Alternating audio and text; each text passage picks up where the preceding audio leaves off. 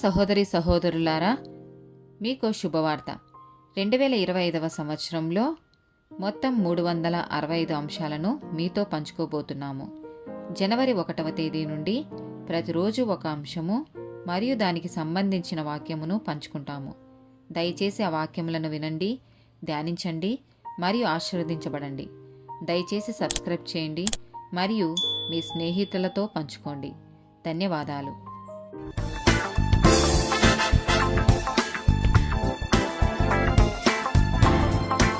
211th day topic దేవుని ప్రేమించడం. ద్వితీయోపదేశకాండము 6వ అధ్యాయము 5వ వచనం. నీ పూర్ణ హృదయముతోనూ, నీ పూర్ణ ఆత్మతోనూ, నీ పూర్ణ శక్తితోనూ నీ దేవుడైన యెహోవాను ప్రేమింపవలెను. మత్తయి సువార్త 22వ అధ్యాయము 37, 38 వచనాలు.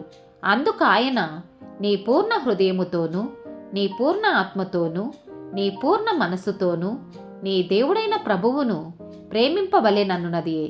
ఇది ముఖ్యమైనదియు మొదటిదియునైన ఆజ్ఞ. యోహాను సువార్త 14వ అధ్యాయము 15, 23, 24 వచనాలు. మీరు నన్ను ప్రేమించిన ఎడల నా ఆజ్ఞలను గైకొందురు. యేసు, ఒకడు నన్ను ప్రేమించిన ఎడల వాడు నా మాట గైకొనును. అప్పుడు నా తండ్రి వానిని ప్రేమించును.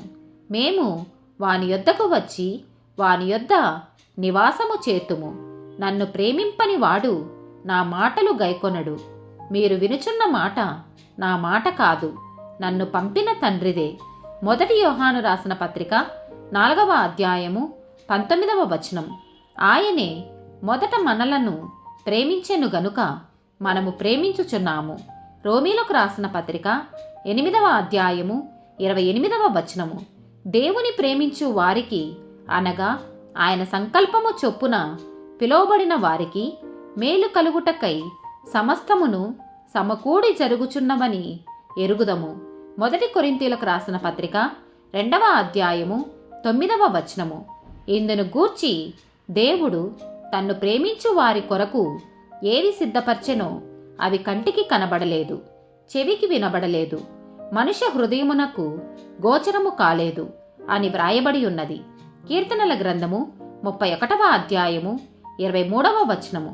యెహోవా భక్తులారా, మీరందరూ ఆయనను ప్రేమించుడి. యెహోవా విశ్వాసులను కాపాడును. గర్వముగా ప్రవర్తించు వారికి ఆయన గొప్ప ప్రతీకారము చేయును. ఆమేన్.